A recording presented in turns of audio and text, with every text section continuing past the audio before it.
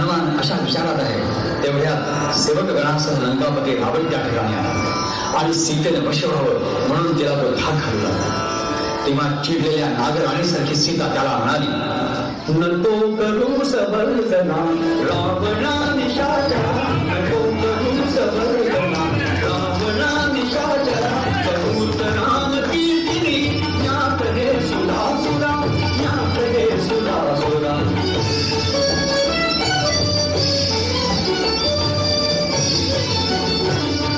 जिथे तिथे तुझे मला लोकनाथ नाम तो शयनिये कुशाकरी राम हस्त वामतो चिंतनात पूजिते त्यात मी धनुर्धरा, चिंतनात पूजिते त्यात मी धनुर्धरा, समृद्ध नाम कीर्तिनी ज्ञात हे सुधा सुधा, ज्ञात हे सुधा सुधा.